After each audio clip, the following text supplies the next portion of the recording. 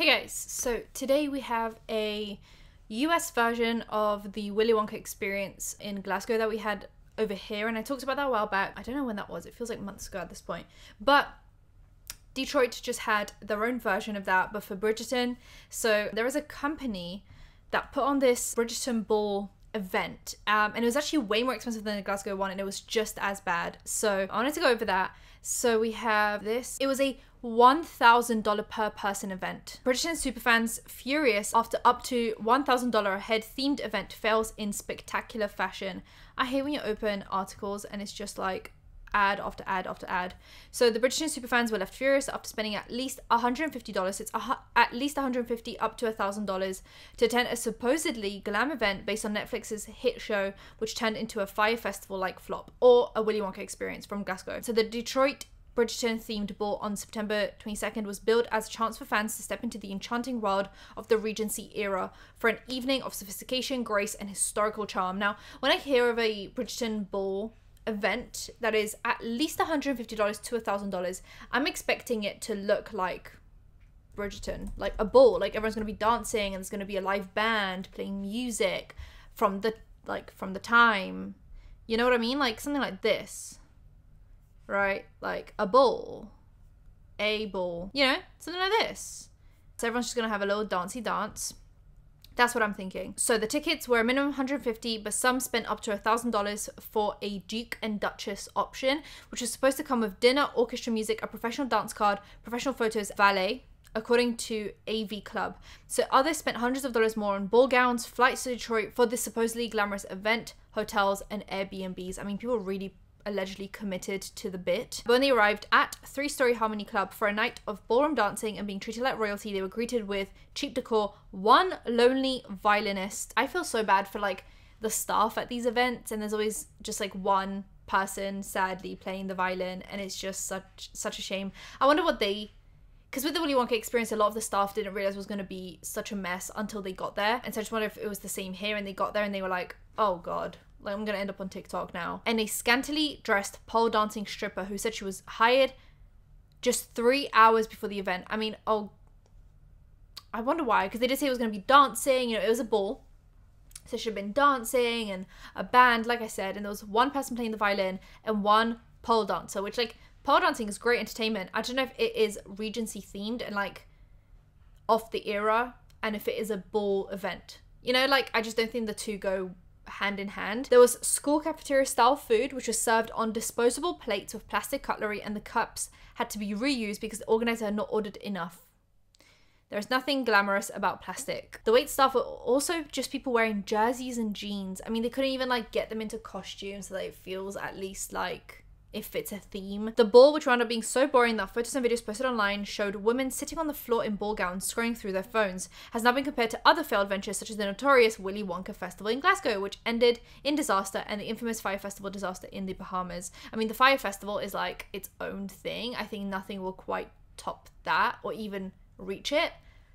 But you guys get the point. Now, the Bridgerton themed ball was not licensed or sponsored by Netflix, which hosts its own touring event called the Queen's Ball, a Bridgerton experience. Okay, just like the Willy Wonka experience was not affiliated with Willy Wonka. I think that's why it was called the Wonka experience, because they didn't have the licensing. So yeah, this is the picture. Oh god, it's just like literally just carpet and like, you know what I mean? Like no chandeliers, like no gold, nothing that you'd think of when you think of Bridgerton, and people just literally sat on the floor. This is so sad. Yeah, they would just eat. It looks like a bit of like a, oh, this is gonna sound so like offensive to some people, but like it just looks like a cheap wedding, you know? Like if you're having a cheap wedding, that's fine, but it's got nothing to do with Bridgerton. Yeah, so this was used to promote the event. Obviously this looks glamorous, you know, the house in the background, the lighting, like that looks glamorous, but obviously it's got nothing to do with what the event actually was. So the ball was billed as a chance for fans to step into the enchanting world of the Regency era for an evening of sophistication, grace, and historical charm, and obviously that was used to promote it. Here is someone talking about it on TikTok, Mr. Whitfield. This has 170,000 views. Let's jump right into it. The Bridgerton Ball last night.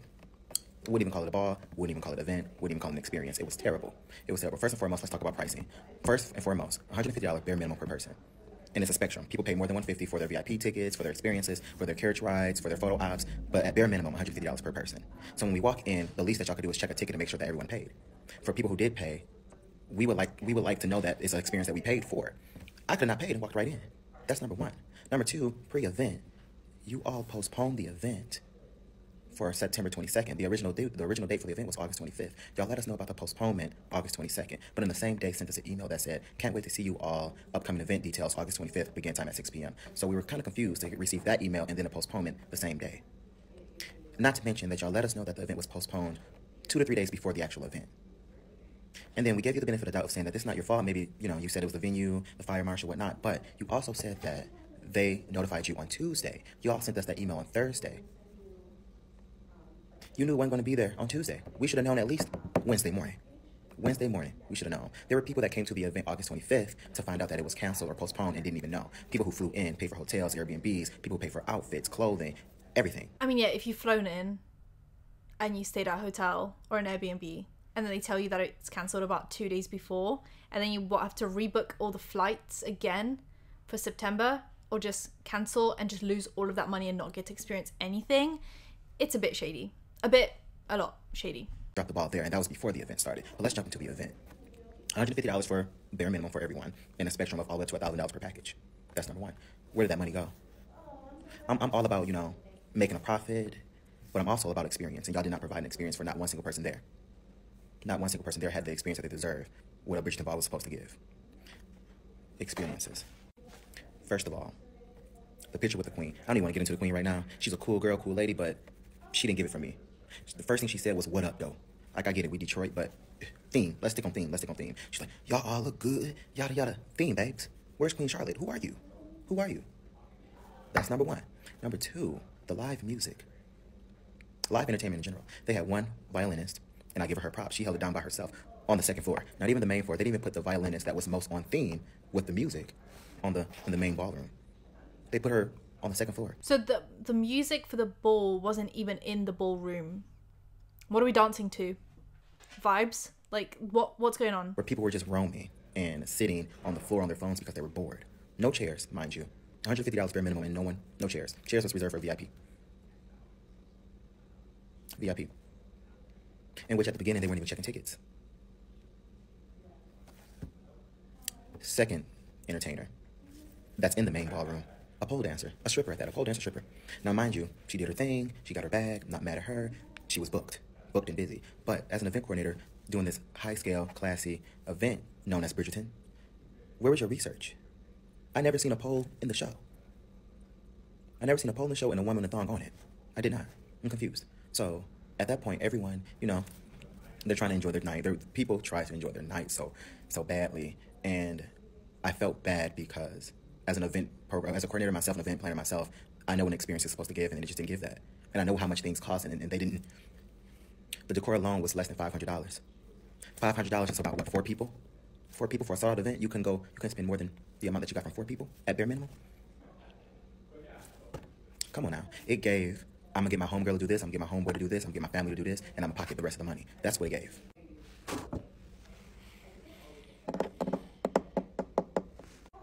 This best dress fiasco, I'm so irritated. So about the best dress, there was supposed to be a cash prize for whoever is the best dressed, and apparently there was no cash prize. So that actually just sounds like a scam. I know everything else is oh, this is shit and bad and a bad experience, blah blah blah. But some things actually just are a scam, and I think that's a scam. If you promise money and then you don't give money, it's a scam. For all the people, especially the women who put their time and effort into their looks, into their moment, their hair, their makeup, down to the shoe. They were overlooked. It gave very much, I'm going to pick my homegirl because either I want her to have this money or I don't have the money. That's what it gave. Y'all overlooked beautiful women in beautiful ball gowns that traveled the floor when they walked. It was green velvet. It was stoned. It was everything. Y'all overlooked it. I was so confused on what best dress really meant in that very moment. Not to mention... Oh, I saw that they didn't give the cash prize out. But maybe they gave the cash prize to someone that they knew who wasn't actually best dressed so that the money could just stay in rotation. Okay, either way, scam. Either way, scam. But different kind of scam. The male that won had on the same outfit 6 other people had on. However, he dressed his up in dingy cowboy boots and a cowboy hat. $2,000. $2,000. Y'all are playing with people's pockets. Y'all play with people's pockets. Did we even talk about the long line for the bar? We waited in line for about an hour to get up to this bar for it to only be mocktails, for it to be $7 lemonades, $7 cranberry juices. If that's the bar that y'all meant on the flyer, a mocktail bar. $150 for a $7 lemonade that you have to pay for there? If you're going to do cocktails, well, if you're going to advertise a bar, do cocktails. If you're going to advertise a bar and you're only serving mocktails, make them free. You know, it's literally lemonade. Make it free. I just feel so overwhelmed with disappointment from this. We get it. Overwhelmed with disappointment. Amazing. Now, this is their Instagram account that they have. I wonder if they're going to take it down. Uncle and Mel LLC. No, Uncle and Me LLC, which is a family-owned event management company. And there's their website. So this is the advertising they did for the ball. I wonder if all of this is, this is about the postponement. Dear gentle reminder, if you're not received our email, blah, blah, postpone. This is obviously the location that they're doing it in. It looks really nice in the pictures, but did not do that. So yeah, this is the ball they're going to be doing. The Harmony Club. I mean, I wish they had just maybe decorated the Harmony Club a little bit more. Obviously, this looks amazing. Like, this looks like, this is Bridgerton. But if they had just added a few extra decorations, because this is actually really nice. I get why they did it here. I think it just required a bit more sprucing up. You know, sprucing up. And this is where the pole dancing was. Whereas that just should have been a band and some dancing, you know? Yeah, so immerse yourself in the grandeur of the Regency era. Dress in your finest period attire and waltz the night away. How much waltzing was there actually? Amidst stunning decor inspired by the hit series, enjoy a night of dancing, live entertainment, exquisite refreshments, enchanting surprises. Don't miss your chance to be a part of the ton for an unforgettable evening of glamour and romance. Get your tickets now at uncleandme.com. And obviously that's their website. Oh, Wix. Looks like this domain isn't connected to a website yet. Well, that's helpful, isn't it? That's helpful. Anyway, there's a thread on Twitter that basically gives you pictures and a breakdown of everything that happened. So, thread about the Bridgerton Ball scam in Detroit that I and hundreds of others spent $300 on. Here is the dancing, the waltzing, you know. So yeah, this is the Instagram page. It was planned for August, rescheduled for September. They didn't provide refunds, nor did they respond to anyone's email asking for one, which, you know, is not fair, mainly because they let everyone know about 2 days before the event happened that it was rescheduled. At that point, someone was a refund, just give them a refund if they can't make it to the new date, because they bought it with the assumption of the original date. And if they can't make it to the new date, that's not their fault, because they wouldn't have booked it for that date if that was the original date. Am I making sense? I hope so. They lied saying the original venue wouldn't accommodate their guests. They originally tried having it at my job and we had to cancel it because they wouldn't pay the remaining money to rent the venue. Ooh, so that's why. They said you couldn't accommodate their guests. Okay, so there's a bit of, there's a bit of disagreement on why the original venue didn't happen.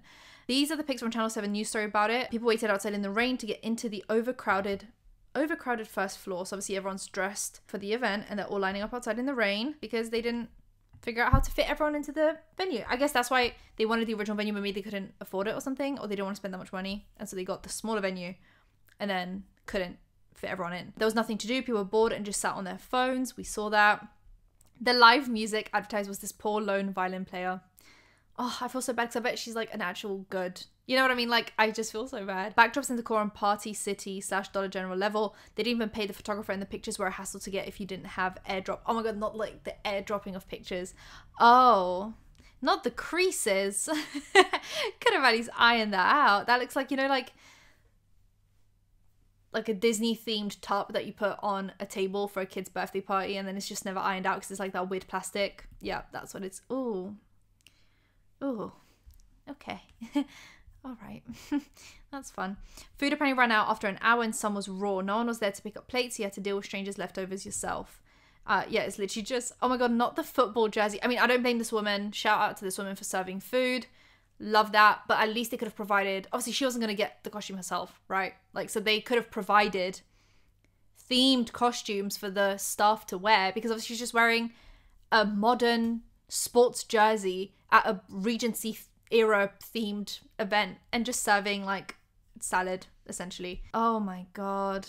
Yeah, this looks like, oh, you know what? I said this looks like a cheap wedding. No, it looks like prom, but like cheap prom, not like the American high school movie experience. No, like British prom is what it looks like. Wow, that's amazing. The dancing they had was one strip, and now I'm not sure how much of this I'm allowed to show you guys, because YouTube can be specific. So I'm going to blur it. But you can imagine, not just like artistic pole dancing. Look, once again, nothing against a woman. Shout out to my pole dancing queens. That's not, maybe they could have at least given her like an outfit that was Regency era themed, because she's just wearing underwear, and like quite modern underwear at that. I don't know if they had thongs back in the day. When were thongs invented? When were thongs invented? 1974. The thong makes its official debut with Rudy Gurnick's invention of the thong swimsuit. So we had thong swimsuits first. I thought it started with underwear, and then people were like, oh, this is kind of slay, make it into a swimsuit. No. Thong swimsuits first, and then it was sold as underwear across America. Wow. Okay, so 1980s is essentially... Oh, ouch, Phoebe.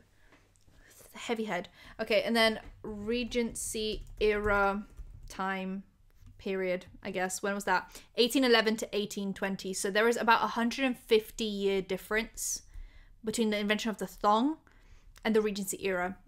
Like I said, they could have given her at least a corset. You know, give her a corset and a skirt. I don't know if you can...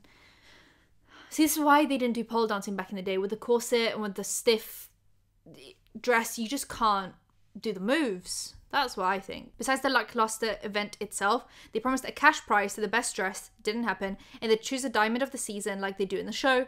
/ the other Bridgerton inspired balls. Didn't happen. And had an itinerary with contradicting information. Really hope this ends in a lawsuit, because I want my $300 back. I have medical bills to pay, and that could have gone towards something that wasn't this, LMAO. Before you call me gullible, I know I am. Still not my fault. Don't scam people. Pretty sure this is from like a TwitchCon or like a VidCon, like one of those. And that was the ball pit that they advertised for a different event. So obviously that's a joke about that. I don't know what it is recently with these events and just scamming people. There seem to be so many, and so many events are so lackluster. Even ones that used to be good, like the VidCons and the TwitchCons. I'm pretty sure they've gone downhill as well recently. It's given this from the Wonka experience. Did the stripper have a hard time dancing to the lone violinist? Oh my god, but wait, I saw they just added a ball pit. Oh my god, I love when like stories overlap. Was it DashCon? What was DashCon? DashCon. Was that the one with the ball pit? DashCon, yeah. Oh my god, never forget DashCon. Yeah. It was a Tumblr convention. Oh my god. Yeah, DisasterCon. How a fan convention's big dream became a nightmare. This was the iconic, like they really advertised this ball pit. It was supposed to be this massive, amazing, fun ball pit, because they really like made it a focal point of selling the event. And then this was the setup of the ball pit. So yeah, this was in Chicago actually. I'm sorry, but the Bridgerton Ball scam is so funny to me, because what do you mean you paid $300 to walk around in a ball gown, eat buffet food, and watch a pole dancer dancing to songs played by a singular violinist? No one deserves to get scammed, but it's funny. And I hope everyone gets their refunds, and I hope, you know, all good vibes to all out there. I'm so sorry, you didn't deserve to be scammed, but the stripper is taking me out. They paid her for her cheapest dance too. She deserves compensation. Yeah, this was funny. Like, that was hilarious. And then someone quote tweeted it with, "When one supreme fades away, another rises." I'm gonna have to like censor her out, but I hope you guys get the vibes. But yes, when one supreme fades away, another one rises. Then we have some TikToks. I'm pretty sure some news websites posted TikToks about it. So obviously that's the violinist. Oh, once again, have to censor out that. There's the couple. I just want to see more of the videos of, oh, that looks so bad. That looks so bad. It literally looks like prom. Oh, not the fake grass. Oh my god. Live music. I love how like they technically gave everything that they advertised. Live music, yeah, someone's playing the violin live. Food, yeah, food was served. Bar, yep, a bar serving mocktails. So, you know, like, it's like everything was technically given, just not to the extent that it should have been. Oh yeah, the Willy Wonka experience, of course. It always goes back to that, the famous Willy Wonka experience. Here's ITV News. Do you have anything else that we haven't seen yet? Oh, people walking in the rain. to get in. It's not like they could control the weather, but they definitely should have, you know, ushered people in quickly and had the space to do that. You've arrived in style, but somehow your night of Bridgerton-inspired entertainment doesn't quite match up to your hopes. Honestly, I just want my money back. It all started well, people signing up for the Bridgerton Ball in Detroit and paying up to $1,000 to attend had already been rescheduled once, so they were expecting something special. We were going to have classical music, good dinner, and there was going to be a play, and they were going to pick Diamond of the Season. They were going to give away all of these prizes. But the reality wasn't quite as impressive. We had to reuse cups, not enough plates. The backdrops were just paper. And people weren't slow to make their feelings known on social media. The company that ran the event have said they take full responsibility for the shortcomings of the Bridgerton Ball and say they're reviewing the matter. Their website appears to be having a few issues, though, and they're not all that open to comments online. If all this sounds a little familiar, of course, it's because a little more than 6 months ago... I can't believe they said the chicken was raw and they were reusing plastic cups. That is disgusting. Then there's this one. Detroit was a disaster for fans who reportedly paid 200 to 1,400 AUD for tickets. From raw food, not enough seating, to an unpaid photographer with a creased backdrop. The so-called Regency experience advertised live performances that turned out to be a lone violin player and a pole dancer. The website also advertised a... Oh, not the yellow fan. Oh, God. It's so sad, but like so funny at the same time. They definitely did not have electric fans back in the Regency era. Award for the best dressed attendee, but that also never happened. The event was originally scheduled for August but was rescheduled to September and no refunds were provided to those who couldn't make the new date. The event organisers, Uncle and me, have apologised and taken accountability for the shortcomings. First, the glass... They said, our intention was to provide a magical evening, but we recognise that organisational challenges affected the enjoyment of some guests. Some? Did anyone enjoy this event? Some guests were affected by this. We take full responsibility and accountability for these shortcomings. Make the refunds quick. Like, if you're taking accountability, make the refunds prompt. And taking accountability for the shortcomings. First, the Glasgow Wonka experience, and now... It all goes back to the Willy Wonka experience. I think there's one more video that we have. I need to mute this music. I think it's copyrighted. Okay, but can we talk about how all the Detroit Bridgerton Ball look slayed? They were so excited and got done so dirty. Teamy decorations, the saddest violence I've ever seen, a raw chicken and a stripper. Don't say it like that. I would have been tweaking if I paid almost $1,000 for this. If anyone deserves a proper Bridgerton experience, it's them. But love to see people making the best of a situation. Yeah, definitely. I mean, they all still showed out and did their best. Oh God, it's so sad. This looks so sad. It literally looks like UK prom. Oh God. Oh no. Yeah, that's so bad. Not the carpet. Now I'm going to Google everything. When were carpets invented? They should have ripped up the carpets and put something nice down there. Oh God. Oh no. I mean, it does look like prom. When were carpets invented? Oh. That was the stupidest question I've ever asked Google. I mean, obviously, carpets were around in the Regency era. Yep. That was dumb. Let's actually end that on a dumb note. Let me know what you guys think about the Bridgerton Ball experience. Is it better than the Willy Wonka experience? Worse? And also, what do you think means better and worse in this situation? Because to me, better is like which one is funnier, and I think Willy Wonka was funnier, that's for sure. Worse, Bridgerton, just because it was way more expensive, and so like the hype was obviously way bigger, right? Anyway, let me know what you guys think. Subscribe, hit the bell icon for engagement, and I'll see you guys in my next one. Bye guys.